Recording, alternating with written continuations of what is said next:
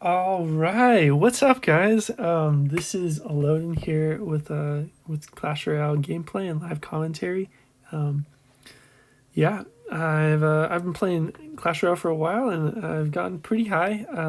I'm right on the cusp of getting into the top 10,000 in the world right now. So, yeah, I'm gonna be playing some Giant Graveyard. I was looking for Giant Graveyard gameplay on YouTube, and I couldn't find any creators for it. So we're gonna be playing some today, and hopefully I'll show you how to win some more difficult matchups. And yeah, this is the Giant Graveyard deck that I'm gonna be using. And without any further ado, let's hop into some gameplay. So we got our first match against Gabby54 Alpha Luna clan, and so our starting hand here is decent, but I don't really want a giant in the back because if he goes in um, with a you know a what you might call it lumberjack loon, that could be difficult to deal with because we didn't have minions or archer queen in hand. So this looks like he's going to be playing either goblin giant with Skarmy, or more likely just a regular giant with Sparky. Wow, this is interesting. I have not seen a deck like this in a long time. Wow, I honestly have no clue what he's playing. We're just gonna go with a defensive graveyard here because, yeah, this is actually gonna be, we're gonna lose our tower here maybe. Oh, that was actually super clutch that our archer queen targeted his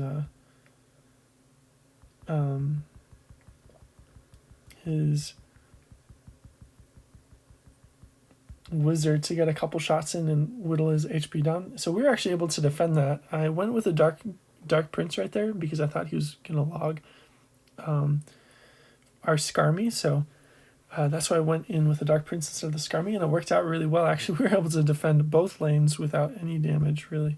So this can be a more difficult matchup because with him being able to make huge pushes. We don't have a big spell with this deck, so those can be a lot more difficult to defend.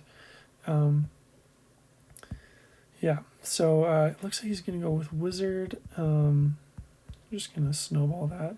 Hopefully it doesn't take too much of our Giant's health. And, I went in with the Archer Queen there so I could try to kill the Wizard.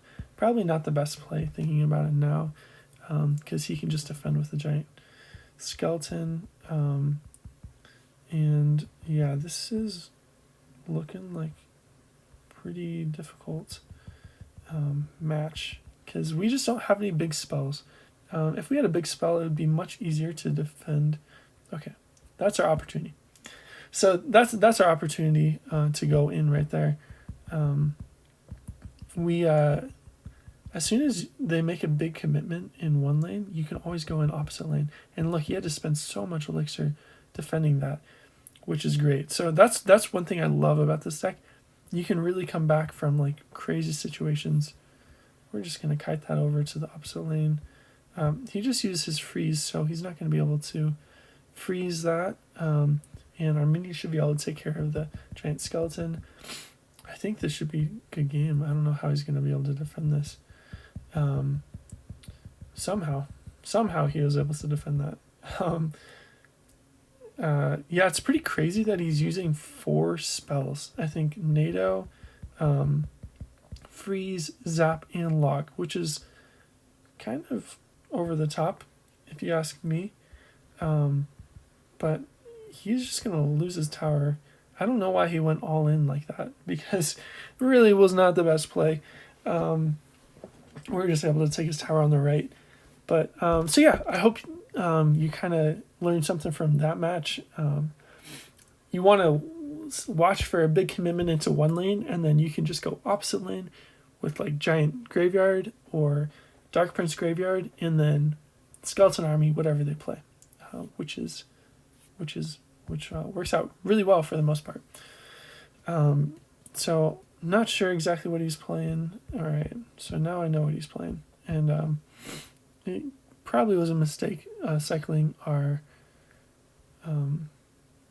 giant in the back, but at least the Expo locked back onto it, so that worked out. We're just gonna snowball that. The skeletons would be able to DPS our giant down. He's gonna have to respond to it with something else now. Nice Tesla. And so that's why we snowballed. If we hadn't snowballed, we probably would have gotten like one hit on the tower, but snowballing made him spend an extra 4 elixir.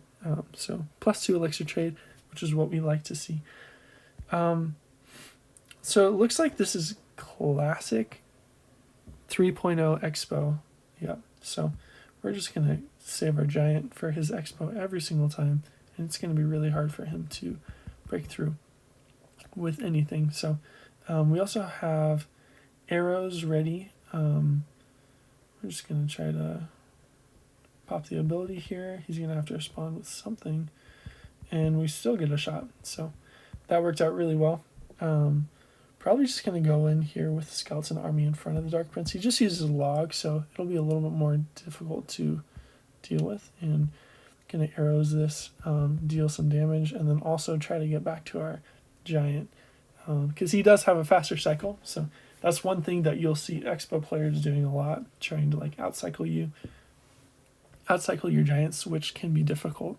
All right, so he just used his archers, which is his best counter to our graveyard. So we're just going to go in there, and we're going to get a ton of damage. That's actually really good for us. In case he goes with another Expo right in front of that, we can always... Alright, I'm just going to pop the ability to kill these archers. We're just going to go back in with another giant, honestly, to kill his Expo. And he's going to have to respond with a lot of elixir to that, or else it's going to do a ton of damage. And as you see, we're just cycling, so we can always get back to another giant. So yeah, he was like, he might be out of elixir, he might be able to, he might not be able to get back to his giant, but we were able to, so that's what we like to see.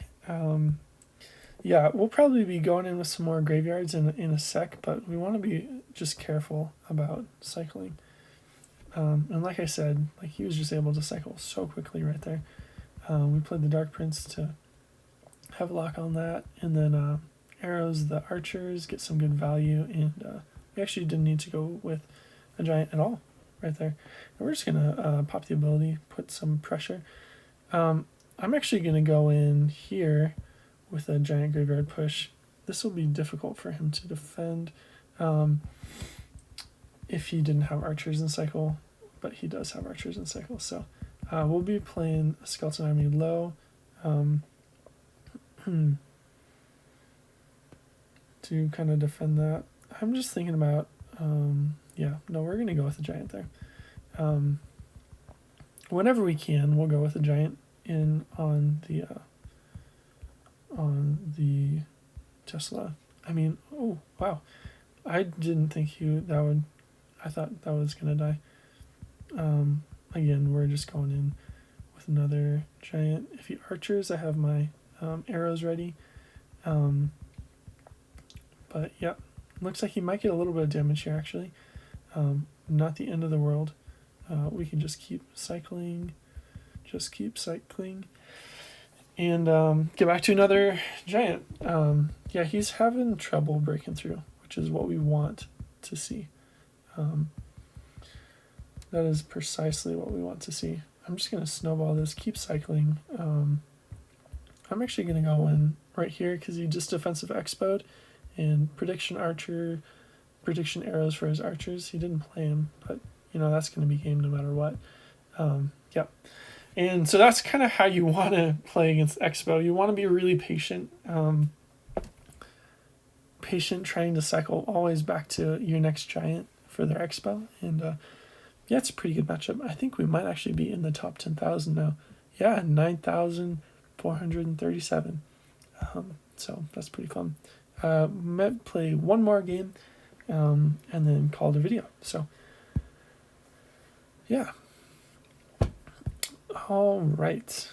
We're playing against someone from KGN3 clan.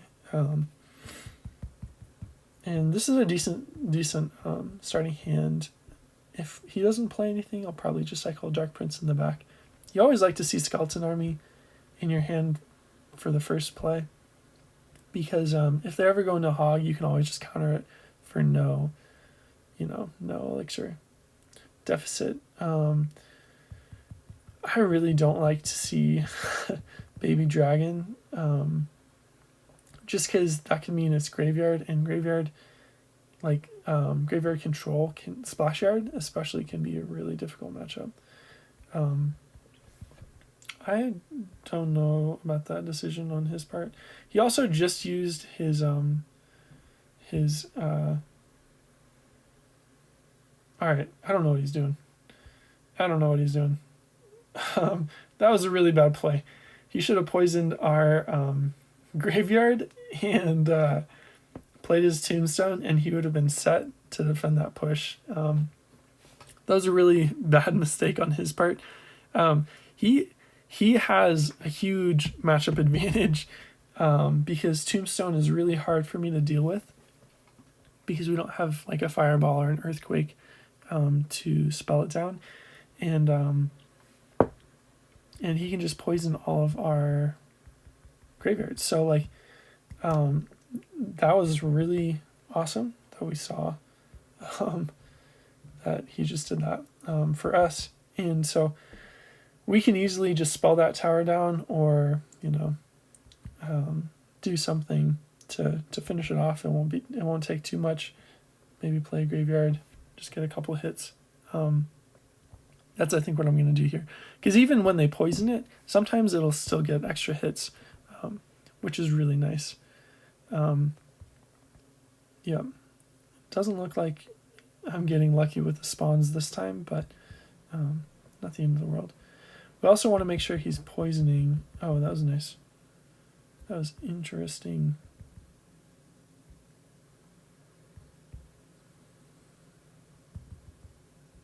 Oh, we're just going to be arrowing that. What played on his part? That was a good push. And great job arrowing our defense to the tower. We're just going to block it at the bridge, so that he doesn't have a tank for it. He can try poisoning it, but it's really not going to do him all that much. Like I said, it's going to be... He kind of already lost this game, unfortunately for him. But yeah, so just making that one big mistake earlier on in the game, and we're able to defend from there. Yeah, we're looking really solid. I think I might call that a video. Just won the last 4, so that's pretty awesome. I hope you guys enjoyed the content. We ended about 8,000 in the world, so yeah. Thank you so much for watching. Thank you so much for being here, for learning a couple things, hopefully, for watching some good gameplay. And I hope you guys have a great rest of your week. And I'll see you guys in the next one. Peace out.